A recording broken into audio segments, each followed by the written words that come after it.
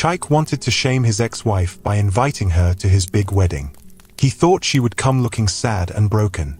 But when Ngozi arrived in a shiny black Rolls-Royce with 3 little boys holding her hands, everyone froze. The same woman he once called Baron now had triplets. And that was just the beginning.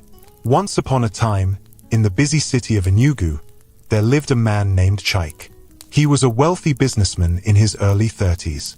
Everyone in the town knew him as a man who loved money, cars, and power. Chaik wore expensive suits, drove the newest cars, and walked with his head high as if the ground was not good enough for his shoes. He was proud, loud, and always wanted people to respect him.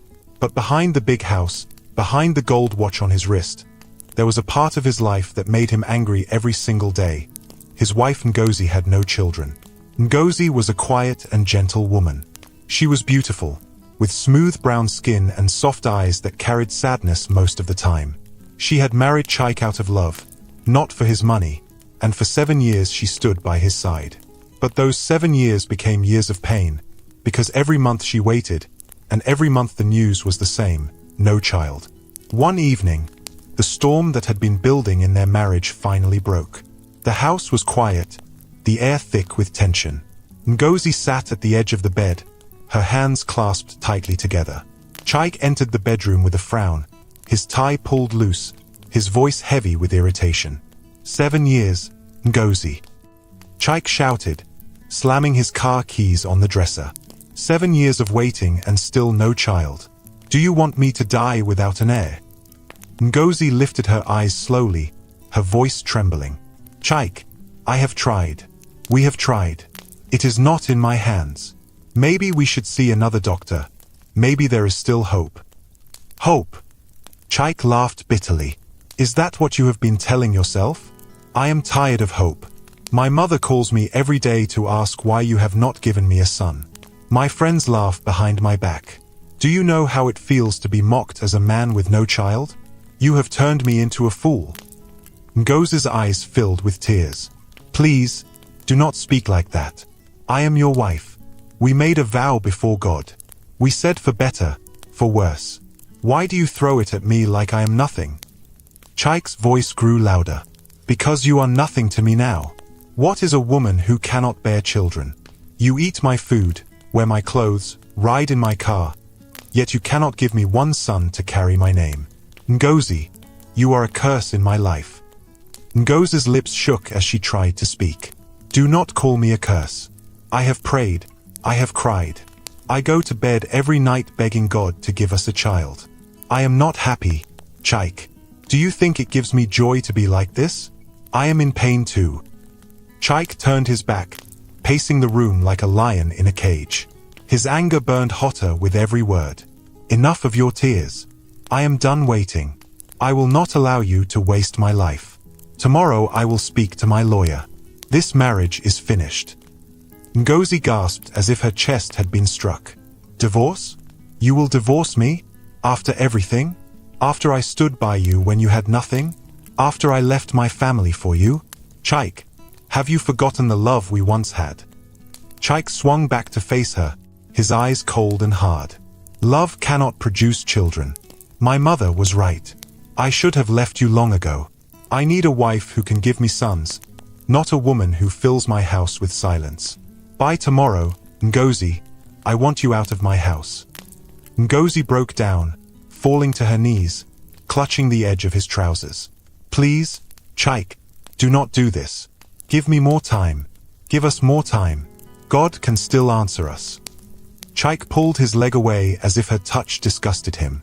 God has nothing to do with this. You are the problem, and I am tired. You will leave. That is final. The argument echoed through the walls. The maids in the house whispered among themselves, but none dared to enter the room. Ngozi's sobs filled the air as she tried one last time. Chaik, look into my eyes. Look at the woman who cooked for you, who washed your clothes, who prayed for you when you were sick. I have given you everything I could. Do not throw me away like trash. But Chaik's heart was hardened. He picked up his phone and made a call in front of her.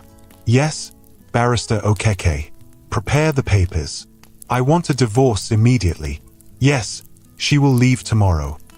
Ngozi froze, staring at him in disbelief. You called your lawyer already? You planned this? Chike, how could you? Chike looked down at her, his tone sharp. Ngozi, you are a burden. I am freeing myself. If you love yourself, pack your things tonight. By morning, I do not want to see you here. Ngozi stood slowly, her body weak, her heart breaking into pieces. She walked to the wardrobe and began to fold her clothes into a small bag. Her hands shook so much that she could barely zip it. Every dress she folded carried memories. Birthdays, church services, quiet dinners. But now those memories felt like lies. As she packed, Chike stood watching, his arms crossed, his face stone cold. Not once did he move to stop her. Not once did his heart soften. Ngozi finally lifted her small bag, her tears falling freely. She turned to him one last time, her voice breaking. Chike, you will regret this. One day you will see the truth. One day you will understand what you have done. But Chike did not answer. He looked away as if she were already gone. With slow steps, Ngozi walked out of the bedroom, her slippers dragging on the marble floor. The house that once felt like a home now felt like a prison. She passed the maids, who bowed their heads, afraid to meet her eyes. She pushed open the big front door, and the night air hit her face. She paused, looking back at the mansion she had called home for 7 years. Then she whispered to herself, I may be leaving with nothing, but I will not remain broken. My God will fight for me. And with that, Ngozi stepped into the darkness, her bag in her hand, her tears falling, but her spirit quietly vowing that this was not the end of her story. Ngozi didn't know where she was walking to that night. She just kept moving, holding her bag close to her chest. The streetlights were on, but the road felt dark. Her legs were shaking, and her eyes were wet. She could still hear Chike's voice in her ears. You are a burden. I am freeing myself. She walked past shops, past sleeping dogs, past women closing their stalls. No one looked at her twice. No one knew that the woman passing them had just lost her home, her husband, and her peace. Her friend Amaka lived a few streets away. She was the only person Ngozi could think of. They had known each other since university, and even though life had taken them in different directions, Amaka's door was always open. Ngozi knocked gently. The time was almost 10 p.m. Amaka opened the door in her wrapper, shocked. Ngozi, what happened to you? Why are you crying? Did someone die? Ngozi couldn't speak. She just burst into tears again and fell into her friend's arms. Come inside, Amaka said, pulling her into the small flat. She led her to a chair and closed the door. Talk to me, please. What happened? He threw me out, Ngozi whispered. Chike. Ngozi nodded slowly, wiping her eyes with the back of her hand. He said I'm a curse. He said I'm the reason we don't have children. Amaka hissed and sat beside her. That man has no fear of God. After all these years, he didn't even check himself. Ngozi, you have suffered. Ngozi rested her head on Amaka's shoulder. I don't even know where to start. I left with just this bag. All my things are still in that house. Amaka touched her arm gently. Don't worry. You will sleep here tonight. You can stay as long as you need. I don't have much, but this house is your house now. Ngozi closed her eyes and let out a long sigh. Thank you, Amaka. The room was silent for a few seconds. Then Amaka stood up. Come, let me boil water. You'll take a hot bath and eat something. Tomorrow, we'll talk about what next. Ngozi sat there as Amaka walked away, her eyes staring at the floor. Her heart felt like it had cracked into many pieces. That night, she couldn't sleep. Even though the bed was soft and the room was quiet, her mind kept going back to the moment Chike told her to leave. She remembered how he turned his face away, how he looked at her like a stranger. By morning, her pillow was soaked with tears. Days passed. Ngozi stayed in Amaka's house, trying to hide her sadness. But she couldn't eat much. She barely spoke. She would sit near the window, staring outside as if waiting for something to change. Amaka tried everything to cheer her up. One morning, she said, "Ngozi, come with me to the market. Let's walk around, breathe some fresh air." But Ngozi shook her head. "I don't want people to see me. What if someone asks about Chaik? What will I say?" "You'll say the truth," Amaka replied. "That he's a fool who threw away a diamond because he wanted a stone."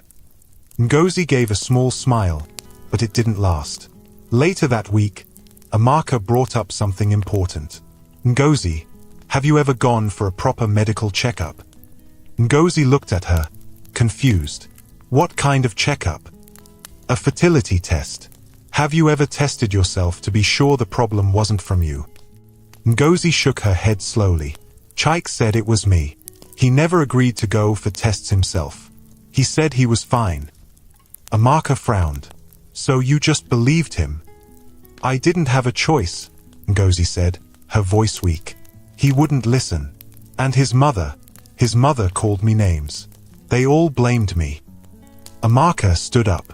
"No, this has to stop. We're going to the hospital tomorrow. Let them run all the tests. I need you to hear the truth from a doctor, not from that proud husband of yours." Ngozi didn't argue. She was tired of guessing. Maybe, just maybe, she needed answers.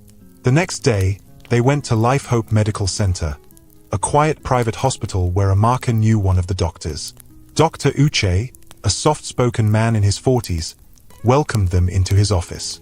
"How can I help you, Madam Ngozi?" he asked gently. Ngozi looked down. Amaka answered for her. She was married for 7 years. No child. Her husband divorced her because he said she was barren. But she has never done any test. "We want a full checkup." Dr. Uche nodded slowly. "You did the right thing by coming here. We'll run some tests. Then we'll talk." They spent the next few hours doing blood work, scans, hormone tests. Ngozi felt nervous the whole time. What if Chaik had been right? What if she really was the problem? 2 days later, the results were ready. Ngozi sat in front of the doctor, her hands sweating. Dr. Uche adjusted his glasses and smiled. "Madam Ngozi, everything looks good. Your reproductive system is healthy. You're ovulating well. Your hormone levels are normal. There is absolutely nothing wrong with you." Ngozi blinked. "Nothing. Nothing," the doctor repeated. "If there was no pregnancy for 7 years, I advise you ask your ex-husband to check himself. From what I see, you are completely fine." Ngozi covered her mouth as tears filled her eyes. I don't know what to say." Amaka jumped from her seat. "I knew it. I knew it. That man lied to you, Ngozi. He blamed you just to cover his own shame." Ngozi felt her whole world spin. "So all this time, I wasn't the problem." Dr. Uche smiled kindly. "You were never the problem. And when you do find the right man, I believe you'll have your own children. Don't let what happened to you steal your peace." They thanked the doctor and left. Outside the hospital, Ngozi sat on a bench, her body shaking from the truth she had just heard. "All these years," she whispered, "I begged God. I cried every night.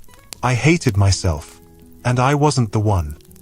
Amaka sat beside her and held her hand. "Chaik will pay for what he did to you. I swear, Ngozi, one day he will look at you and wish he never let you go." Ngozi looked up at the sky. "Maybe this is the beginning of my healing." The next few weeks were different. Ngozi started helping Amaka with her tailoring business. She wasn't smiling fully yet, but she was no longer lost. She began waking up early again, eating small meals, and even laughing sometimes. One evening, she told Amaka, "I want to start something. Maybe a small food business. I've always loved cooking." Amaka smiled wide. "Yes, that's the spirit. I'll help you. Let's make it happen."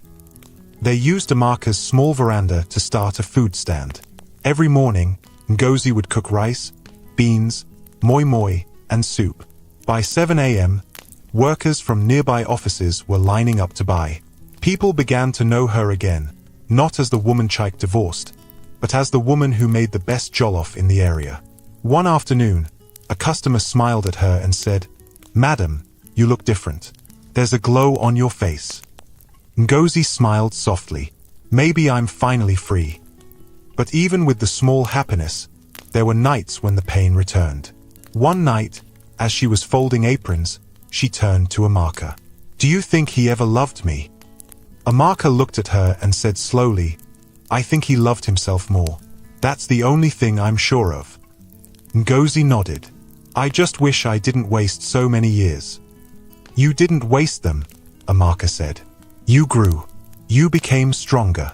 And one day, God will give you more than you lost." Ngozi didn't reply, but deep inside, something was changing. A small fire had started. A quiet strength. One Sunday afternoon, Amaka came home from church with news. "Ngozi, guess what?" Ngozi looked up from her pot of soup. "What happened?" "I saw Chaik's cousin today. He told me Chaik is preparing to marry someone new. A flashy girl from Lagos." Ngozi's heart paused for a moment. "Oh," she said quietly. "He's even inviting some of your old friends to the wedding," Amaka added. "He wants people to come and see what a real wife looks like." Ngozi looked away. "He hasn't changed at all." Amaka came closer. "You know he might even send you an invite, just to mock you." Ngozi didn't say anything. She stirred her soup slowly. Then she whispered, "Let him do whatever he wants. I know who I am now." But that night, as she lay on her bed, her hand rested on her belly. She stared at the ceiling for a long time, remembering what the doctor said, "You're healthy." She placed her other hand over her chest. "God, if you ever saw my tears, please show the world that I was never the problem." And she closed her eyes, not with pain, but with a small smile of peace.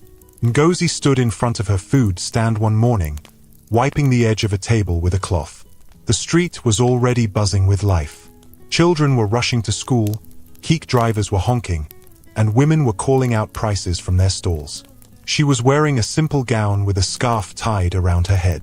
The smell of her jollof rice filled the air, and a small line was already forming. She smiled weakly at each customer, dishing rice and stew into takeaway plates. But inside her heart, there was a quiet war. One part of her was moving on, but another part still remembered the pain. Still remembered Chaik's voice. Still remembered how she was called barren, useless, and thrown out like trash. "Madam, 2 plates please." A man's voice broke her thoughts. She turned. The man standing there was tall, with kind eyes and a calm face. He wore a white shirt tucked into neat brown trousers, and he carried a small black laptop bag. He smiled gently, pointing to the rice pot. "Your jollof smells too good to pass," he said. Ngozi forced a small smile. "Thank you. Spicy or normal?" "Spicy," the man replied. "Very spicy. I like my food to fight back." That made Ngozi chuckle a little. She packed the 2 plates and handed them over. "How much?" he asked. 2,000, she replied. He handed her a clean note, took the food, and looked at her for a second. "You don't talk much," he said. Ngozi shrugged. "I just like to focus on the food." "That's fair," he smiled. "My name is Emeka, by the way. I work at the firm down the road. I'll be coming back often. Your rice has already won my heart." Ngozi gave a polite nod. "Thank you, sir." As he walked away, she didn't think much of it. Just another customer. But Emeka came back the next day, and the day after that, and the next. Sometimes he ordered 2 plates, sometimes just 1. But each time he came, he made a small joke, or shared a short story. He never stayed too long, never forced a long conversation. But Ngozi noticed he always made her smile. One afternoon, he stayed a little longer. The street was quieter, and no one else was waiting in line. "Madam Ngozi," he said, reading her name from the small sign on the stand. "Do you rest at all? You've been here since morning." Ngozi wiped her hands on her apron. "I rest when I get home." Emeka frowned. "You shouldn't work this hard alone. Do you have any help?" "No," she replied, "but I'm used to it."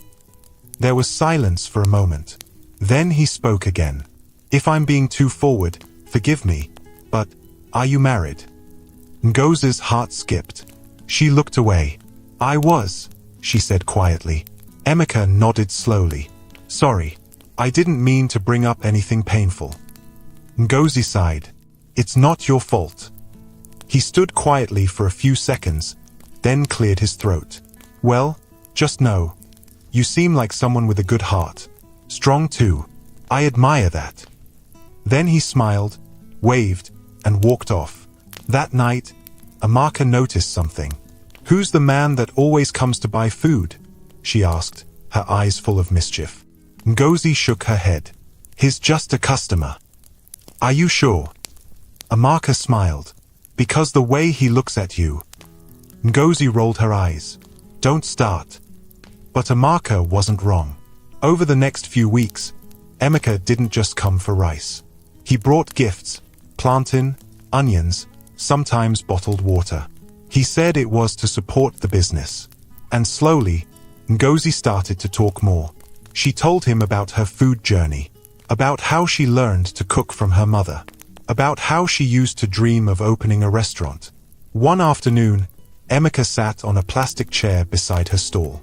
Ngozi, he said, forgive me again if I'm overstepping, but I see something special in you.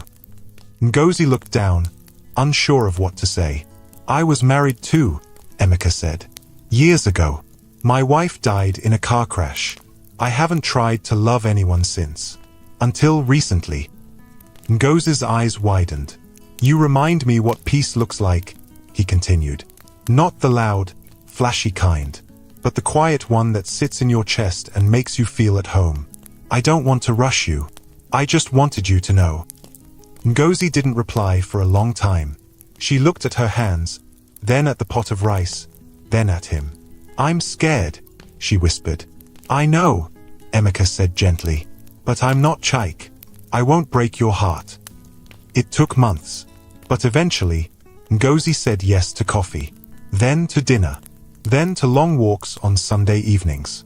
And one day, as they sat under a tree near the park, she looked at him and asked, Why me? You could have chosen anyone. Emeka smiled. Because you are the most real person I've met. You carry pain, but you still smile. You were broken, but you didn't stay down. That's the kind of woman I want beside me. Ngozi's eyes filled with tears. She reached for his hand and held it tightly. Then I want to try too, she said. They got married 6 months later. A small, quiet ceremony. No big cake. No music. Just a few close friends and family. Amaka was the loudest one there, dancing like she had just won the lottery. I told you, she shouted. I told you good things will still come. Their new life was peaceful. Emeka was soft with her. He made her laugh. He listened to her stories. He helped her expand her food business into a proper shop. Every morning before work, he kissed her forehead and said, I love you, my queen. For the first time in years, Ngozi felt safe. And then, the unexpected happened. One morning, she woke up feeling strange. Her body was weak. She couldn't stand for too long. The smell of stew made her sick. She brushed it off. Maybe it was malaria. But when it continued for 2 weeks, Emeka said, Let's go to the hospital. At the clinic, they ran tests. She waited on the bench, biting her nails. The nurse returned with a wide smile. Congratulations, madam, she said. You're pregnant. Ngozi froze. Pregnant? Yes, the nurse nodded. 3 weeks. Ngozi covered her mouth, tears pouring from her eyes. Emeka jumped to his feet. Pregnant? Are you serious? The nurse laughed. Very serious. He turned to Ngozi, pulled her up and hugged her tightly. You're going to be a mother, he whispered. We're going to be parents. Ngozi couldn't stop crying. The joy was too much. She held his shirt and cried like a baby. The months that followed were full of excitement. But the biggest surprise came during her scan. As the doctor moved the probe over her belly, his eyes widened. Madam, there are 3 heartbeats. Ngozi sat up. 3. Yes, the doctor said. You're carrying triplets. she screamed. The whole hospital probably heard her. When they got home, Emeka knelt and cried. God, you've done too much. 3 children at once. This is more than I asked for. They prepared carefully. Emeka built a nursery. Amaka came to help. The neighbors brought gifts. And on a calm Saturday morning, Ngozi gave birth to 3 healthy boys. Tears flowed freely. The nurses clapped. The doctor smiled. And Emeka couldn't stop laughing. They look like you, he said, holding one of the babies. But I'm keeping this one. His ears look like mine. Ngozi held all 3 to her chest, crying silently. I'm not barren, she whispered. God proved them wrong. Word spread fast. People from her old street came to see the miracle. Even some of Chike's friends heard about it. She had triplets, they asked. That woman that Chike threw out. Yes-o, someone would reply. She even opened a new restaurant. Her husband is rich and kind. Some people smiled with joy. Others shook their heads with regret. But Ngozi wasn't thinking about the past anymore. She was holding her sons. She was kissing Emeka. She was feeding her babies in the early hours of the morning, smiling at their tiny hands and soft cries. Her scars were still there, but now, her life had changed. She was no longer the broken woman crying on the street. She was a mother. She was whole. She was free. While Ngozi was learning how to hold a baby with one hand and feed 2 others with the other hand, far away in another part of town, Chike was sitting inside his office, spinning slowly in his leather chair and looking at his phone screen. His business had grown. The company cars were newer, his clothes were more expensive, and his bank account was bigger. But there was one thing that still troubled his heart. Something that money couldn't buy. He was still without a child. After throwing Ngozi out, he had expected his life to move on quickly. He believed once he got a new woman, one who could give him children, everything would fall into place. But it didn't. He had dated 3 different women in the last 3 years. None of them got pregnant. One even left him after a year, saying she couldn't live in a house where the man's mother treated her like a baby factory. His mother, Mama Chike, was now older but still sharp with her tongue. You're not serious, she always said. You're choosing fashion over family. When I picked Ngozi for you, I told you to be patient. You were the one who ran her off. Chike would always grow angry. Don't mention that woman to me again. But late at night, when everyone had gone home, and the house was quiet, his mind would wander. Where was she now? Did she remarry? Did she find joy?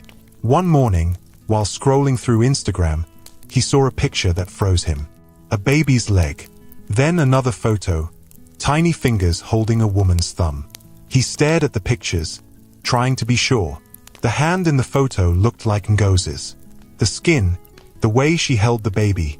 It couldn't be. No, it's just coincidence, he told himself. But he kept thinking about it. So he decided to block it out with something stronger. Another woman.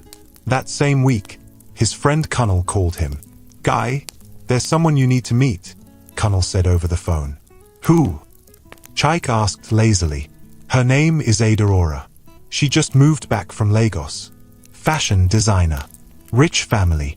Very fine. Very classy. And guess what? She wants a serious man. Not just all those Instagram boys. Chike laughed. You're selling her like she's a car. I'm serious, Kunnel said. She's different. You'll like her. Chike sighed. Fine. Set it up. They met at a fancy restaurant 2 nights later. Ada Aura was exactly as described. Tall, beautiful, with long curly hair and nails painted gold. She wore a gown that looked like it came straight from Paris. But what caught Chike's attention wasn't her looks. It was the way she spoke. Confident, bold, like someone who knew what she wanted. So, you're the famous Chike, she said with a small smile, swirling her wine glass. And you're the Ada Aura everyone keeps talking about, he replied. They spoke for 2 hours. About business. About travel. About life. But the topic Chike brought up, almost by force, was family. I've been ready for children since forever, he said. I just haven't found the right woman. Aurora raised her brow. You were married before, right? Yes, Chaik said quickly. But she couldn't give me a child. We tried. For years. Aurora said nothing. She just nodded. Then she smiled again. I'm not in a hurry. But I do want children. Maybe 2. Or 3. Chaik's heart jumped. Same here. Within a month, they were seen together everywhere. At weddings. At business launches. Even at church. People started whispering, Chaik has finally moved on. He started spoiling her. Buying her dresses, phones, even a car. One day, Aurora said, let's not waste time. If we're serious, let's do it. Do what? Chaik asked. Marriage, she said, sipping her juice like it was nothing. Chaik stared at her. You're ready. I'm a grown woman, she said. I know what I want. I don't believe in dating for 10 years. If you want me, show me. That night, Chaik called his event planner. The wedding preparations began immediately. Everything had to be perfect. It was going to be the biggest wedding in town. Red carpet, Rolls-Royce, a live band from Ghana, guests flying in from Abuja and Dubai. Chaik was obsessed with making the wedding grand. Not just for love, but to prove something. To his friends, to his mother, to the world. He wanted everyone to see that he had moved on, that his life was better without Ngozi. And deep down, a small voice whispered, he wanted Ngozi to see it too. One afternoon, as he sat with the wedding planner going through the guest list, Chaik paused. Add one more name, he said. Who? The planner asked. He picked up a pen and wrote it himself. Ngozi Ease. The planner raised her brow. Your ex-wife. Chaik didn't explain. He just smiled coldly. Send her the invite. First class. I want her to be there. Front seat. Meanwhile, Aurora was planning her own side of things. She had ordered her wedding gown from a designer in Milan. The lace cost more than some people's cars. Her bridesmaids were already rehearsing their dance steps. Her bridal shower was to be held at a beach resort. To the world, she was glowing. But behind closed doors, Aurora was getting worried. She had been trying to get pregnant for months. Nothing. Every morning, she checked her calendar. Every evening, she stared at test kits. All negative. She hadn't told Chaik yet. She was afraid. And her mother's voice kept ringing in her head. Are you sure this man is not the one with the problem? 2 weeks before the wedding, Aurora finally brought it up. They were lying on the bed, going through some photos on her phone. She said quietly, Chaik, do you ever think about seeing a doctor? Chaik looked at her. Why? For checkup, she said carefully. Just to be sure everything is fine. Before we marry. He frowned. What do you mean by that? I mean, she hesitated. We've been together for months. No pregnancy. Chaik stood up slowly. So you think I'm the problem? No, she said quickly. I'm just saying maybe we both check. Together. Chaik's face turned cold. You sound just like Ngozi, he said sharply. Blaming me. Making me feel like I'm broken. Aurora sat up. I didn't say that. He grabbed his shirt. Let's not talk about this again. Ever. Aurora said nothing. But inside, a new kind of fear was growing. Chaik continued the wedding plans like nothing happened. He told his friends, this wedding will shake the city. I want my ex to see what real success looks like. His friend Kunal laughed. So you're inviting her to disgrace her? Chaik smiled proudly. She needs to see what she lost. But Kunal looked unsure. Are you sure that's wise? What if? There's no what if, Chaik snapped. She'll sit in that hall and see my new bride walking down the aisle in diamonds. Let her choke on regret. On the day of the wedding rehearsal, Chaik stood in the hall alone before anyone else arrived. He looked around the decorated space, roses, chandeliers, golden chairs. But his heart wasn't peaceful. He took out his phone and stared at Ngozi's name on the guest list again. He thought about how she used to smile when she arranged his ties. How she made him pepper soup whenever he was sick. How she cried that night he threw her out. He shook his head quickly. "No," he whispered. "She was the problem. She couldn't give me a child. I made the right choice." Still, he couldn't breathe properly. He walked out and lit a cigarette. Far away, Ngozi was bathing one of the triplets when her phone buzzed. Amaka picked it up and froze. "Ngozi." "What is it?" Ngozi asked, drying the baby's hair. "It's a wedding invitation." "From who?" Amaka turned the phone. "Chike." Ngozi stared at the screen, heart pounding. She reached for the phone, read the invite, then slowly placed it on the table. Amaka was fuming. What kind of insult is this? Is he mad? But Ngozi just stood quietly, holding her baby close. Then she smiled. A calm, steady smile. "It's okay," she said softly. "Let him have his wedding." Amaka frowned. "You're not going, right?" Ngozi looked at her babies, all three sleeping peacefully. She didn't answer, but the way she walked to her room, with quiet confidence, said everything. Ngozi stood by the window, one hand gently rocking the baby in her arms while the other held the wedding invitation. The gold envelope was thick and shiny, like something meant for a king. The letters were bold and loud. Chike and Adeora, the royal union.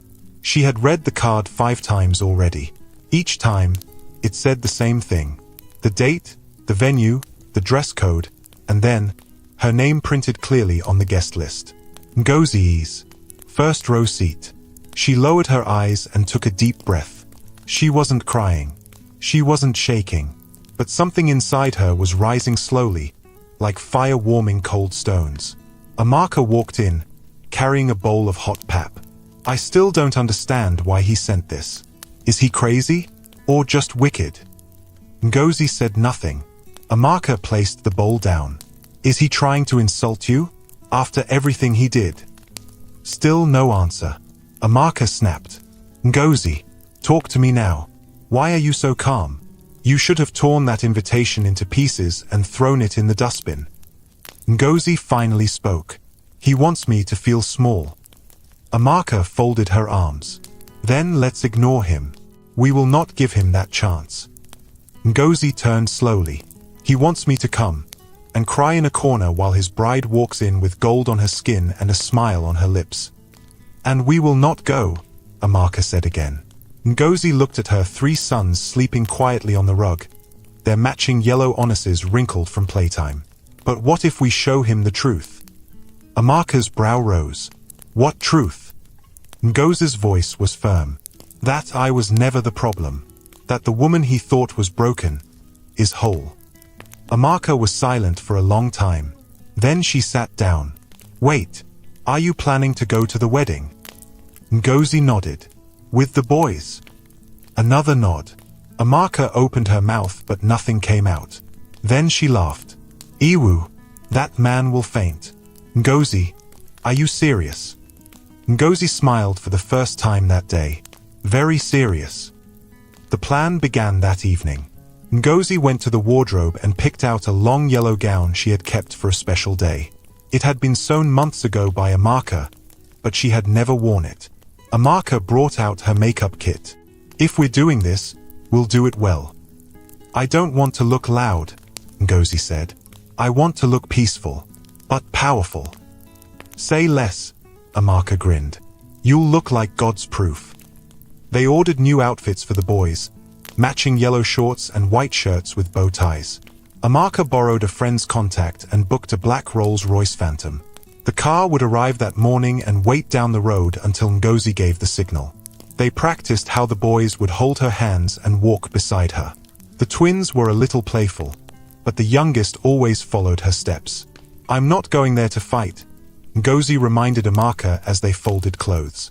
"I know," Amaka said, "but trust me, your presence alone will scatter that wedding."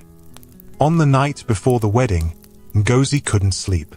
She sat by the window again, watching the stars. Emeka came and stood behind her. He placed his hands on her shoulders. "You don't have to do this if you don't want to," he said softly. I want to, she replied. Not to prove anything to him, but to remind myself that I survived. And I'm still standing. He kissed her cheek.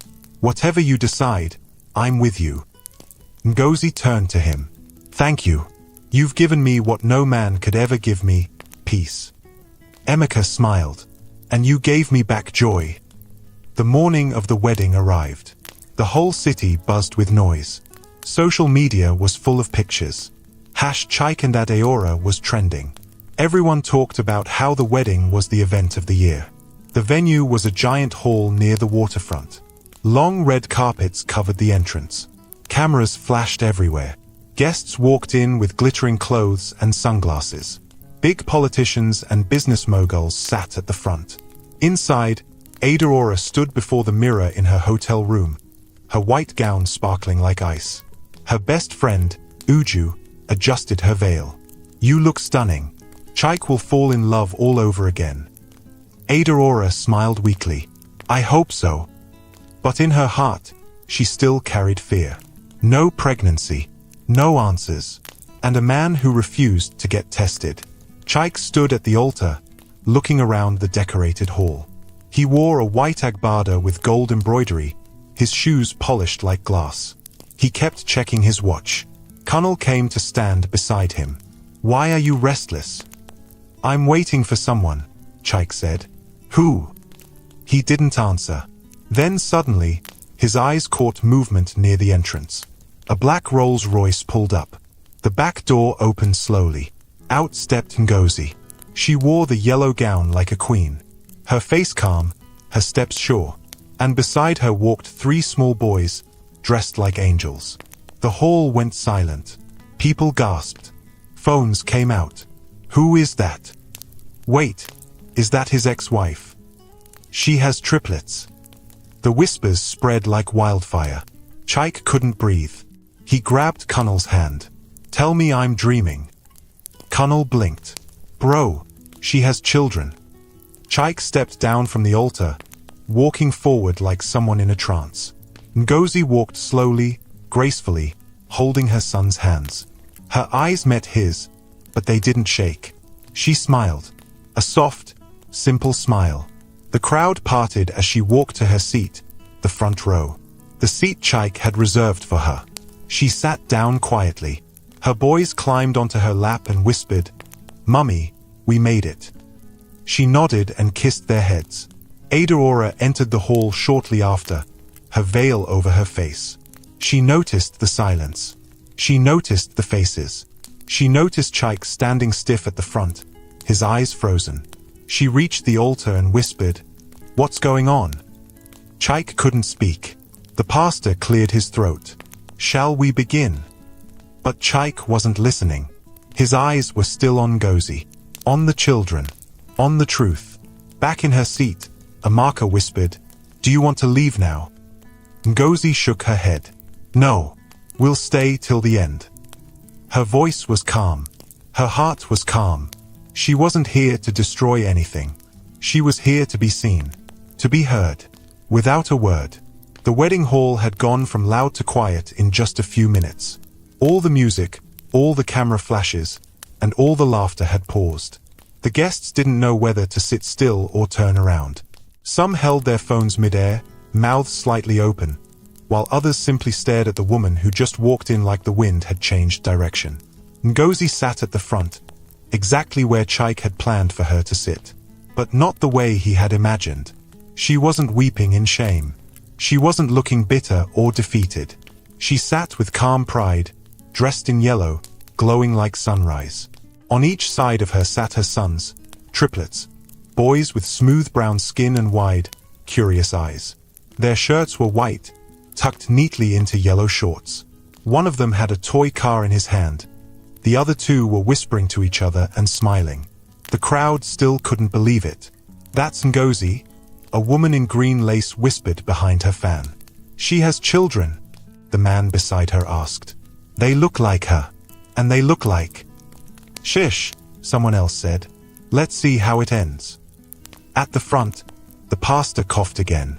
Shall we begin the ceremony? Chaik was standing beside Adaora, but he wasn't listening. His mind was far. Adaora leaned closer. Her voice was soft but sharp.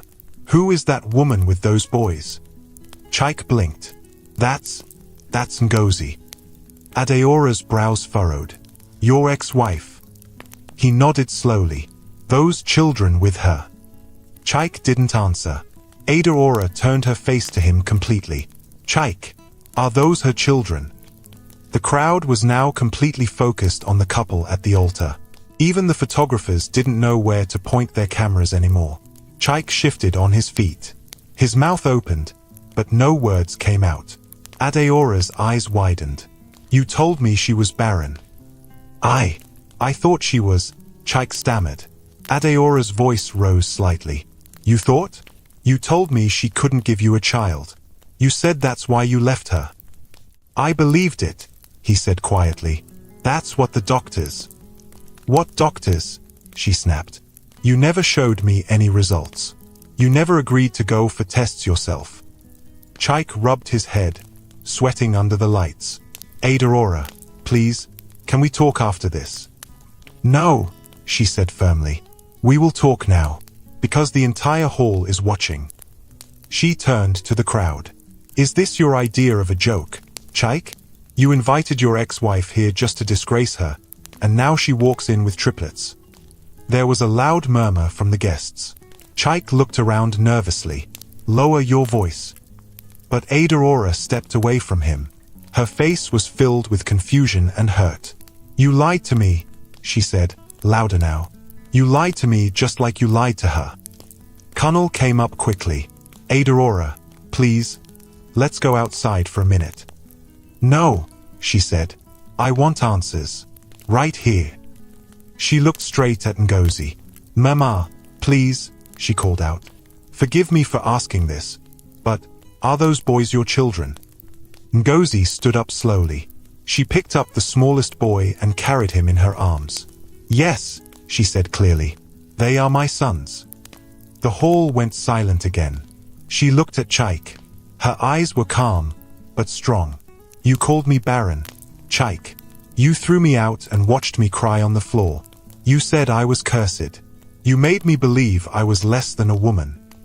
People gasped quietly. "But I wasn't the problem," Ngozi continued. "You never agreed to be tested. You said it was always me. But God showed the truth. And he gave me not one child, but 3. Chaik couldn't speak. His tongue felt heavy. Adaora turned to him slowly. "So you lied. You ruined her. You dragged her name, and all this time, it was you." Chaik tried to defend himself. "I didn't know. I didn't mean." "You didn't care," Adaora cut in. "You just wanted someone to blame." She stepped away from the altar.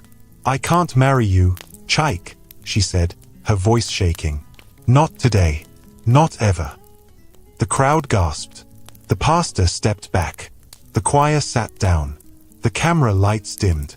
Chaik tried to reach for her hand. "Adaora, please, don't do this here." She looked at him one last time. "You're not ready for love. You're still stuck in your pride. I deserve better." She dropped her bouquet on the stage and walked out of the hall, her bridesmaids rushing after her. Chaik turned, eyes wide, breathing hard. The room spun. Guests began to whisper louder now. "That man is barren. So it was his fault all along. And he wanted to disgrace her. Imagine." Chaik looked at the ground. His knees felt weak. Ngozi turned and began walking out of the hall too. Her boys followed beside her. She didn't look back. She didn't shout. She didn't gloat. She walked like a queen leaving a courtroom, with dignity and truth wrapped around her like a royal robe. Amaka met her at the door. "Ngozi, you did it. You showed them the truth." Ngozi shook her head. "I didn't do it to prove anything. I just came to be seen." They stepped into the Rolls-Royce. The driver closed the door gently and the car pulled away. Inside the car, Ngozi held her boys close. "Are you okay, Mummy?" one of them asked. She smiled. "Yes, I'm more than okay." Back at the venue, Chaik sat alone on the edge of the stage.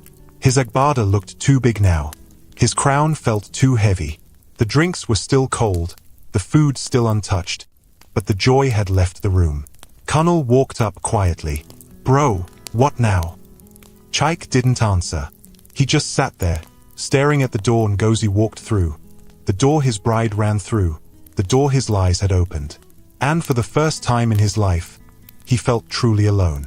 Chaik sat alone on the edge of the wedding stage, staring at nothing.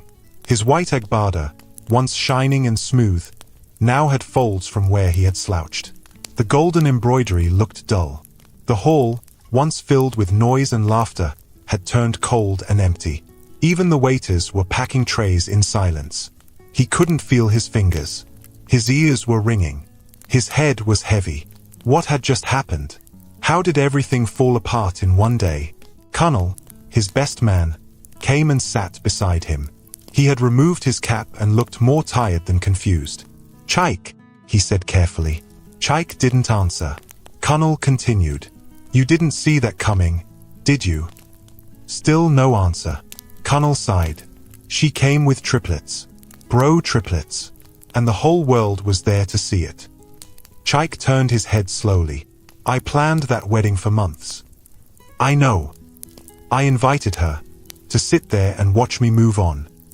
Kunal didn't say anything. She came, not crying, not broken, but with 3 sons. Chaik rubbed his eyes hard. "How is that possible?" Kunal leaned forward, resting his elbows on his knees. "That's what everyone's asking now. You said she was barren. You divorced her because of that. And now, she has children. Not 1, 3. Chaik's chest tightened. "But she never got pregnant while we were together. Did you ever get tested?" Kunal asked quietly. Chaik didn't reply. "I'm serious," Kunal said. "Did you?" "I didn't need to. She was the one who needed to. She was the one without a child." Kunal turned sharply. "Says who? You? Your mother? Gossip? You just assumed." Chaik's voice cracked. "She never argued." "Because she loved you," Kunal said. "She was loyal. She believed in you. She didn't want to fight." Chaik swallowed hard. "She begged me not to leave. She cried and said we could still try. I called her cursed. I told her to get out." Kunal was silent for a moment. Then he said, "Now the truth is staring at you, and the whole world is watching." Outside, cameras were flashing. Social media was exploding. Videos from the wedding were already online. People were sharing pictures of Ngozi stepping out of the black Rolls-Royce. Clips of Ada Aurora dropping her bouquet and walking out were everywhere.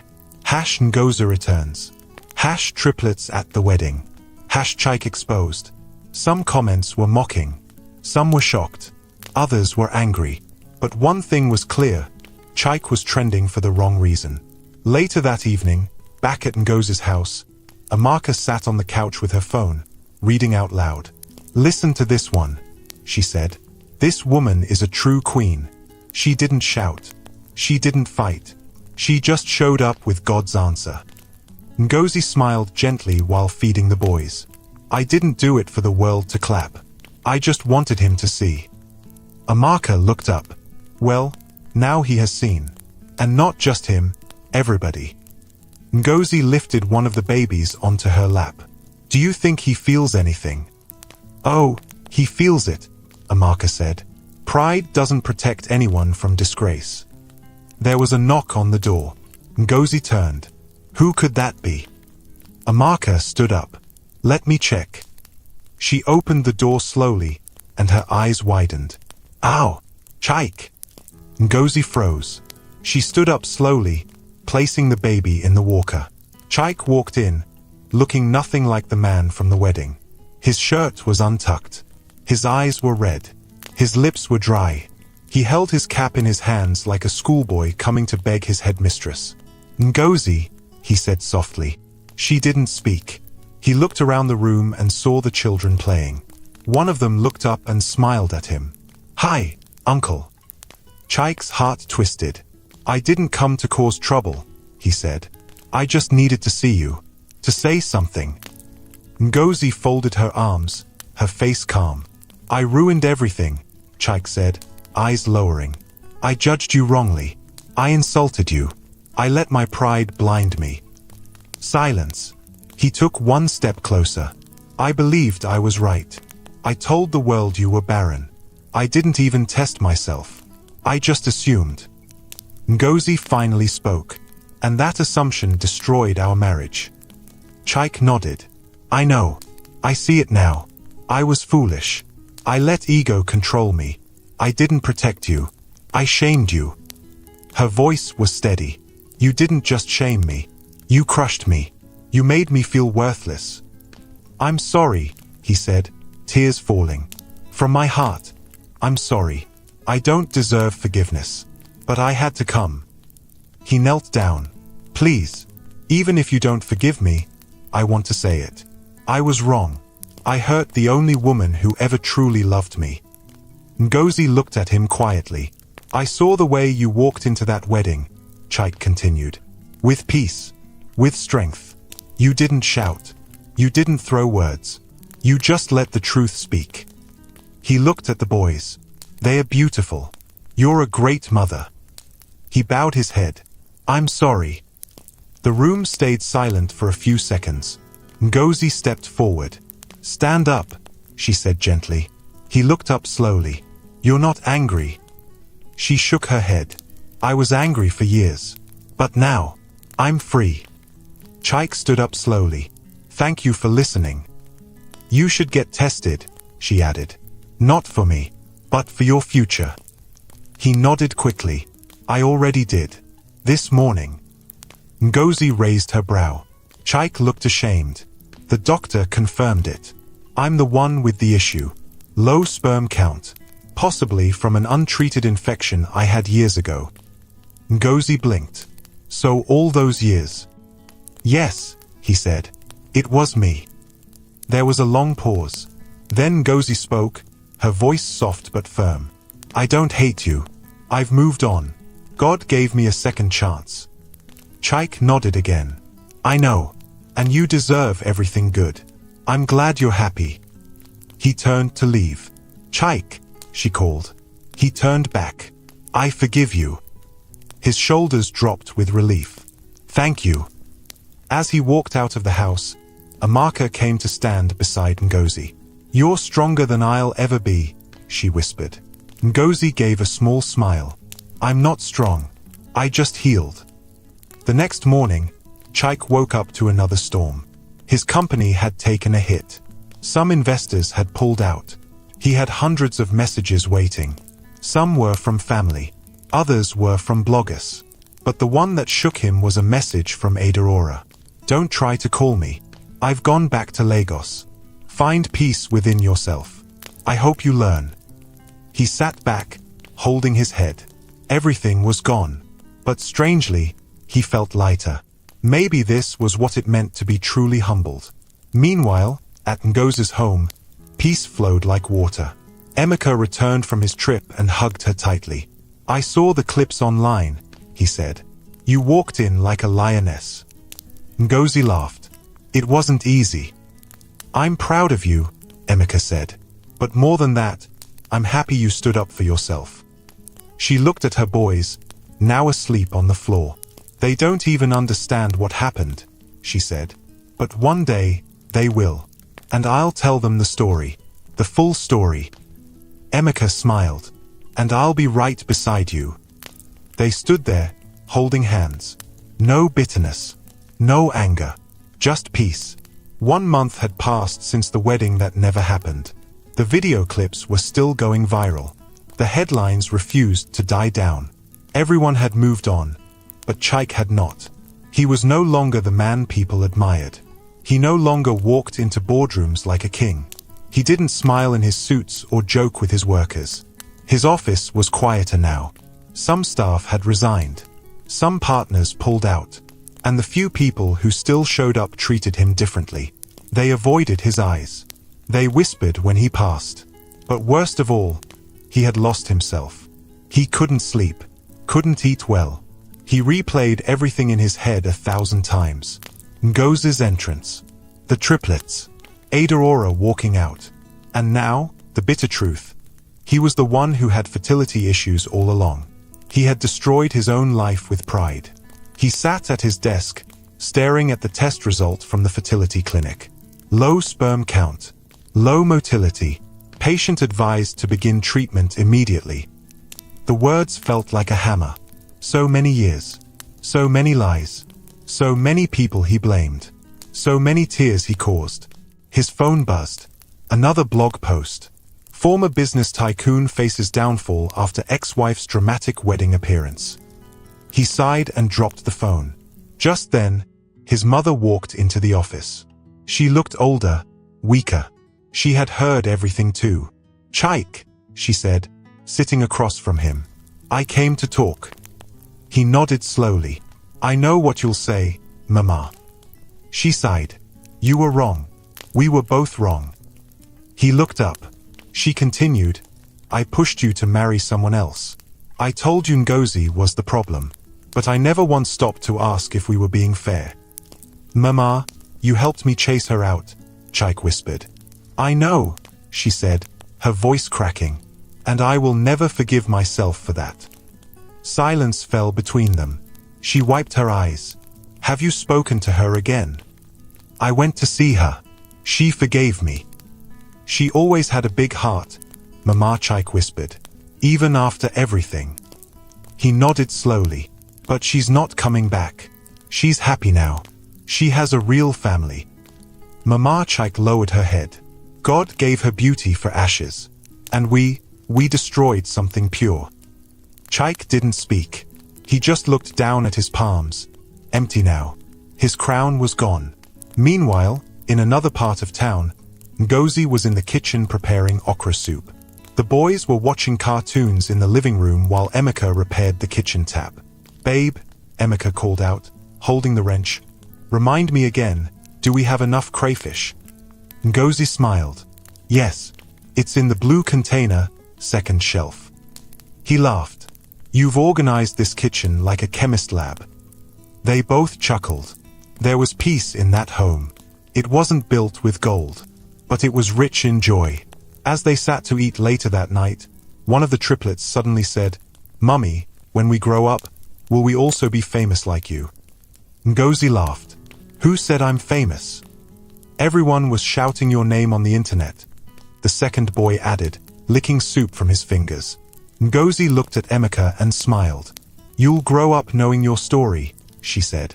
"But more than that, you'll grow up knowing your worth." Emeka nodded in agreement. "And knowing how strong your mother is." A few days later, Ngozi got a letter delivered to her new restaurant. She opened it slowly. It was short, typed, and signed at the bottom by Chaik. "Ngozi, *, thank you for your strength. Thank you for your forgiveness. You taught me a lesson I will never forget. I lost a good woman, and I hope one day, your sons will know how proud they should be. I wish you peace. Chaik. *. She folded the letter and placed it in her drawer. She wasn't angry. She wasn't sad. She was simply at peace. Back in Chaik's compound, his neighbors now looked at him differently. Some pitied him. Some laughed behind his back. The gardener didn't greet him with the same cheer. The security man no longer rushed to open the gate with excitement. He had truly become the disgraced groom. One evening, he stood in front of his mirror and stared at himself. "Who are you now?" he whispered. "What did your pride gain you?" No answer. He looked out the window, far away, and finally said out loud, "I destroyed the woman who loved me, and now, I'm alone." But far away, the woman he once broke was whole again. She had found joy. She had found love. She had found purpose. And she had 3 little reminders that what others called barrenness, God had turned into overflow.